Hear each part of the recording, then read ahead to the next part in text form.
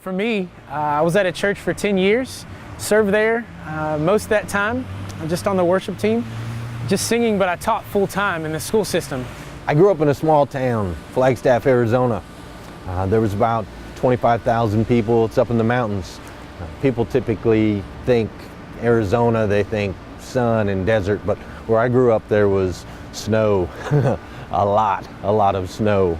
I was able to really invest in people in a different way, in a tangible way, because I was doing life with them every day from basically 7:15 in the morning until 3 o'clock in the afternoon.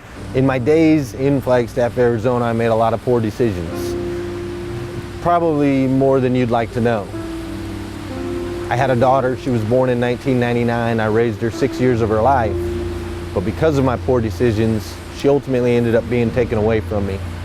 I was able to invest in kids, invest in teachers, invest in the staff of the school that I worked at. So for me, the big change was shifting from having that opportunity to work with those people every day, day in and day out, to now working in the church full time and having to create those opportunities for myself, going out and finding those opportunities to serve. So at that point in my life, I had to make a change.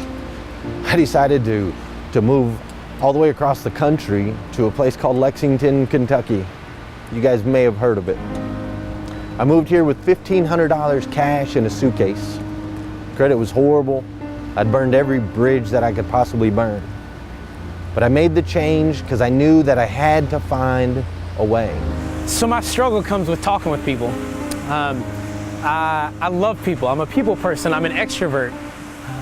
But when it comes to Jesus, it's funny because I've been in places where people get turned off by him. When I first got here, my struggles were more than you could imagine. As a matter of fact, first day I land, I'm at the airport, I'm wearing a Tennessee sweatshirt in Kentucky. Apparently that's a really bad idea. Guy comes up here to me and says, "Boy, you got a lot of courage to wear a sweatshirt like that in a state like this." People think Christians are hypocrites and they feel like they're very judgmental. But for me, my struggle comes with having those real authentic conversations. They say the struggle's real. For me, that struggle comes with the church building. There's a lot of people that look at the church and look at the church building and they're turned off immediately. They don't want to walk in for bad memories or from being judged. And so for me, it's letting people see that Jesus is real and he's alive. Not just in a building, but alive in his people. When I called my buddy who was supposed to pick me up from the airport, he wouldn't answer the phone. I mean, at 2 hours, I stood at the airport thinking, what am I doing? I don't know anybody in this state. I don't know where I am. I don't know what I'm gonna do with my life. I just don't have a clue. I got $1,500 cash in a suitcase. Just because I love Jesus and I accepted him as my Lord and Savior doesn't mean that my life is roses and butterflies all the time. Sometimes life sucks, it does, and I'm the first one to admit it. And I slept on couches. I tried different odd jobs all over the place. So my life was changed, but there was plenty of struggle. But at the end of the day, that doesn't change the fact that I still choose joy. But some people, they look at that and they think, man, yeah, he doesn't struggle, or he's always happy, or he always has his life together. I don't. I was hanging out with people I shouldn't be hanging out with. I was doing things that I shouldn't be doing. Partying, drinking all night, drugging, doing whatever I had to do to make a buck. I went through these struggles for years. And as the time ticked by, I kept thinking to myself, you know, what am I doing? Why am I going through this? Why is God allowing me to struggle in this way? It's making Jesus tangible for people.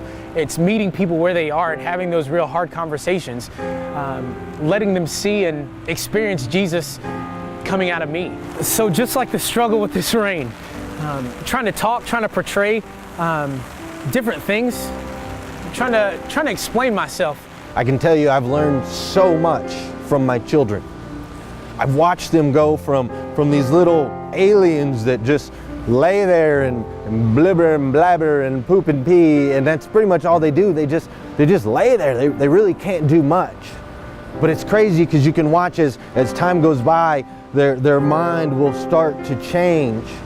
And the contentment that they have just laying on the ground, just laying in one spot, that contentment, it shifts. There's a change mentally. They decide, wait a minute, I need to go over there. I want to be where they are. I'm not okay being right here anymore. There's different tools that we can use. For me, standing out in this rain, this umbrella, it protects me. It covers me. That's the tool that I have for when it rains. For sharing Jesus, I just want people to see that He's real and He's alive in my life. So I place myself in situations where they can see Him work in me. I put myself in situations and I put myself around people that necessarily may not believe the same things that I do, but they know me and they love me and they love the Jesus in me, sometimes even if they don't know it. So of course, here I was. I'm in this new state and I've made a change, but I'm still dealing with struggle. What I didn't realize at the time, and I've come to realize now, is that struggle is what caused growth. Those days where I slept on buses or I had nowhere to go or I had lost faith in God, all of those days were building these muscles up in me. They were making me stronger.